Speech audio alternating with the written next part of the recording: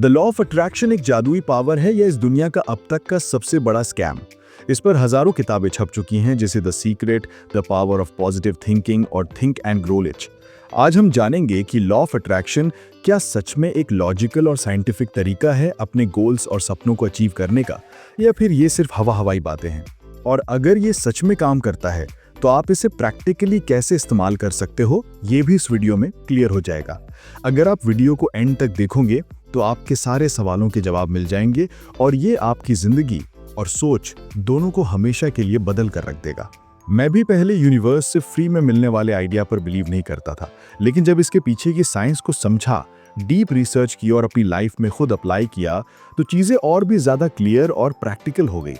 इसी वजह से, ताकि आप इसे और गहराई से समझ सको, इस वीडियो को 3 हिस्सों में एक्सप्लेन किया गया है। इस वीडियो के 3 हिस्से हैं। पहला है द मिथ, दूसरा है द साइंस और तीसरा है द रियलिटी। इनमें सबसे ज्यादा इंपॉर्टेंट है द रियलिटी, जिसमें मैंने एक 3 स्टेप सीक्रेट शेयर किया है जो आपकी जिंदगी में बहुत काम आएगा। तो चलिए पहले भाग से शुरू करते हैं, द मिथ।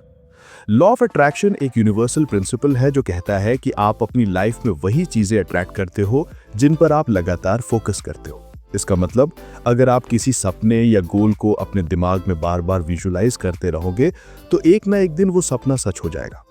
अगर आप पैसों के बारे में सोचोगे तो आप अमीर हो सकते हो।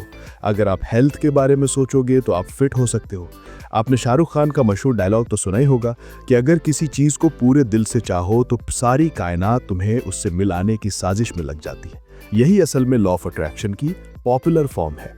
अपनी सोच से अपनी दुनिया को क्रिएट करना नया आइडिया नहीं है। इसे आज लॉ ऑफ अट्रैक्शन कहा जाता है, लेकिन इसकी जड़ें बहुत पुरानी हैं।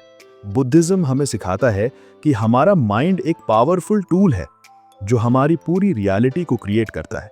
अगर हमने अपने माइंड को कंट्रोल कर लिया तो हम अपनी पूरी लाइफ को कंट्रोल कर सकते हैं।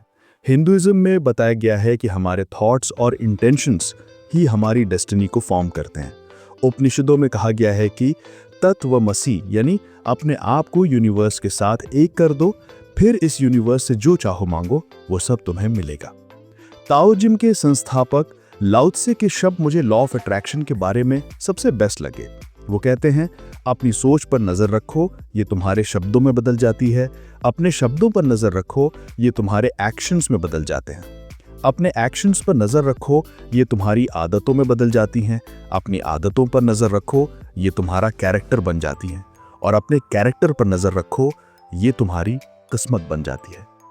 इसके बाद 19वीं सदी में Phineas Quimby, Ralph M Waldo Emerson और विलियम वॉकर एटकिंसन जैसे थिंकर्स ने इस कॉन्सेप्ट को और मजबूत किया। उनका मानना था कि माइंड में हीलिंग पावर होती है और अगर इंसान पॉजिटिव मेंटल स्टेट बनाए रखे तो वो अपनी पूरी लाइफ को बदल सकता है। फिनियस क्विम्बी तो यहाँ तक कहते थे कि हर बीमारी की जड़ इंसान का माइंड है। अगर वो अपने माइंड को ठीक कर ले तो बीमारी खुद ठीक हो सकती है। 20वीं सदी तक आते आते ये आइडिया और पॉपुलर हो गया। नेपोलियन हिल की book think and grow rich ने इसे मेन स्ट्रीम बना दिया।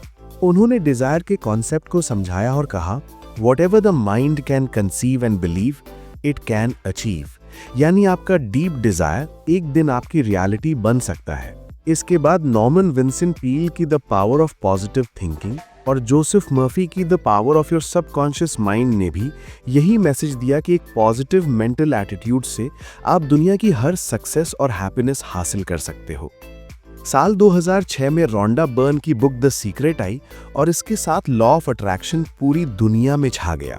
ये बुक इतनी सक्सेसफुल हुई कि दुनिया के कोने कोने तक इसकी वेव फैल गई। बॉब प्रॉक्टर जैसे मोटिवेशनल टीचर्स इसे हर किसी को सिखाने लगे। ओपरा विनफ्रे ने अपने शो में इसे बार बार प्रमोट किया। लेकिन जब कोई चीज इतनी ज्यादा पॉपुलर कर दी जाती है तो अक्सर उसका असली मीनिंग खो जाता है। फिर उसके पॉजिटिव के साथ साथ नेगेटिव इफेक्ट्स भी सामने आने लगते हैं। मिड 2000 के टाइम की एक रियल स्टोरी है। ओपरा विनफ्रे शो के स्टूडियो को एक लेटर आया किम टिंकहम नाम की महिला की तरफ से।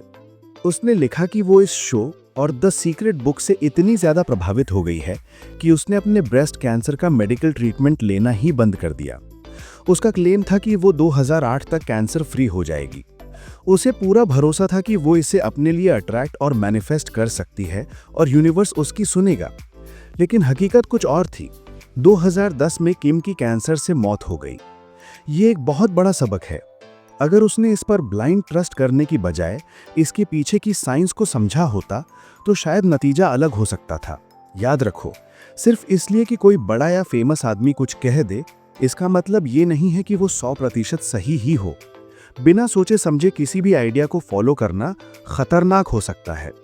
यही वो लॉ ऑफ अट्रैक्शन है जिसे आपको सिर्फ बेचा जा रहा है, लेकिन इस चैनल पर आपको केवल सच्चाई ही बताई जाती है। अब चलते हैं भाग 2 की तरफ, द साइंस, यानी इसके पीछे का असली विज्ञान। साल 1954 की बात है। उस समय की कन्वेंशनल विजडम के मुताबिक 4 मिनट से कम टाइम में 1 माइल दौड़ना इम्पॉसिबल माना जाता था। साइंटिस्ट तक ने कह दिया था कि ये ह्यूमन बॉडी की कैपेसिटी से बाहर है और अगर कोई इतना पुश करेगा तो उसे सिवियर इंजरी का रिस्क होगा। लेकिन 6 मई 1954 को रॉजर बैनिस्टर ने ये असंभव कर दिखाया। उन्होंने 1 माइल को 3 मिनट 59 सेकंड्स में पूरा किया और पूरी दुनिया शॉक्ड रह गई। और सिर्फ 6 हफ्ते बाद एक ऑस्ट्रेलियन एथलीट ने इस रिकॉर्ड को और तोड़ दिया, 3 मिनट 58 सेकंड्स में। आज की तारीख में 1954 से अब तक 1663 लोग इस 4 मिनट बैरियर को क्रॉस कर चुके हैं और इनमें कुछ हाई स्कूल स्टूडेंट्स भी शामिल हैं। इससे स्पष्ट होता है कि व्यक्ति जो सोच सकता है वो कर सकता है।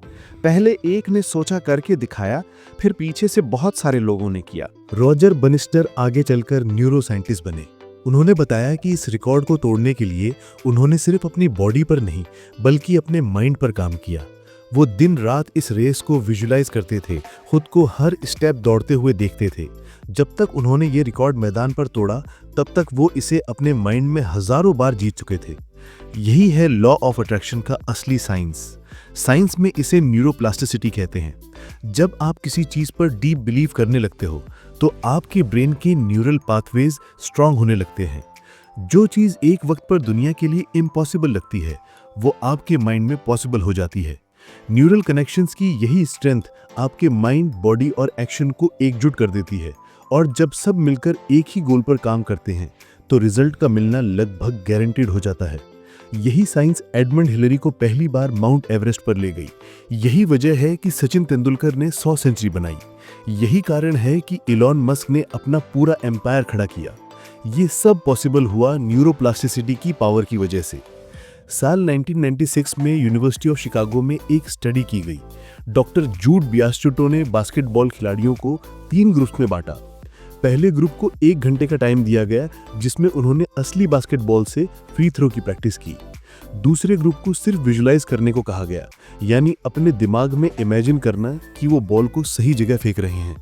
तीसरे ग्रुप को कुछ भी करने को नहीं कहा गया। जब एक्सपेरिमेंट पूरा हुआ तो रिजल्ट चौंकाने वाले थे। पहला ग्रुप जिसने असली प्रैक्टिस की थी उसने 24% तक इंप्रूवमेंट दिखाई। तीसरा ग्रुप जिसने कुछ भी नहीं किया उसमें कोई सुधार नहीं हुआ। लेकिन सबसे बड़ा सरप्राइज था दूसरे ग्रुप का जिन्होंने सिर्फ अपने दिमाग में प्रैक्टिस की थी। उनका सुधार 23% तक था, जो लगभग उतना ही था जितना रियल प्रैक्टिस करने वालों का। ऐसी ही एक और रिसर्च में लोगों को सिर्फ अपने दिमाग में 5 उंगलियों की पियानो एक्सरसाइज इमेजिन करने को कहा गया।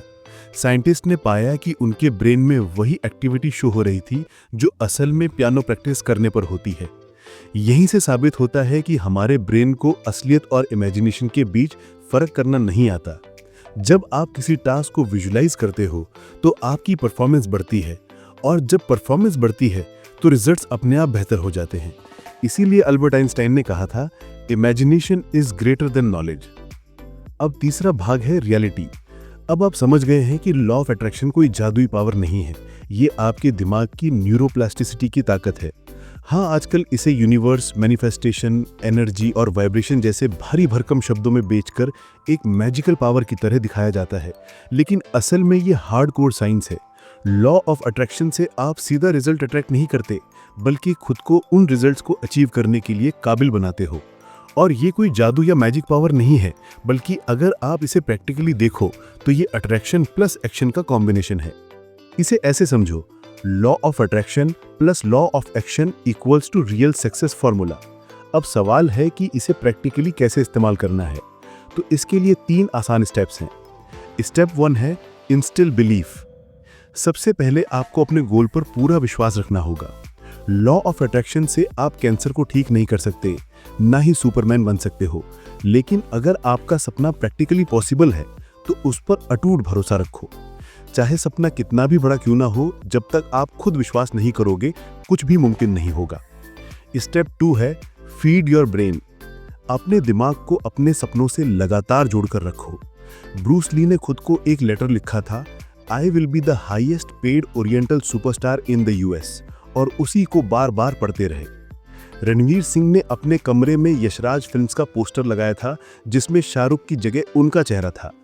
3 साल बाद उन्हें YRF से उनकी पहली मूवी मिली। जिम कैरी ने खुद को $10 मिलियन का चेक लिखकर जेब में रखा और हर दिन उसे देखते रहे। जब आप अपने सपनों को इमेजिन करते हो, उन्हें विजुलाइज करते हो, तो आपका दिमाग उसी दिशा में काम करने लगता है। आपको हर जगह वही आइडियाज और मौके दिखाई देने लगते हैं जो आपको पहले कभी नजर नहीं आते थे। स्टेप 3 है take supporting actions. Law of attraction आपको सिर्फ तैयार करता है, लेकिन असली रिजल्ट आपके एक्शन से आएंगे। आप चाहे लाख बार 6 पैक या फिट बॉडी के बारे में सोच लो, चाहे अपने कमरे की दीवारों पर आइडियल फिजिक की फोटो लगा लो, कुछ नहीं बदलेगा जब तक आप जिम जाकर पसीना नहीं बहाते। याद रखो, अट्रैक्शन बिना एक्शन अधूरा है। सपनों को हकीकत में बदलने के लिए दोनों का साथ होना जरूरी है। तो अगर आपको लाइफ में कुछ बड़ा अचीव करना है तो सबसे पहले अट्रैक्शन पैदा करो और फिर उसके सपोर्ट में लगातार एक्शन लो। यही दोनों मिलकर आपके सपनों को रियलिटी में बदलेंगे। अगर वीडियो इन्फॉर्मेटिव लगी हो और लॉ ऑफ अट्रैक्शन के सारे डाउट क्लियर हुए हों तो उस दोस्त को वीडियो शेयर कर दो जो इस पर विश्वास नहीं करता है।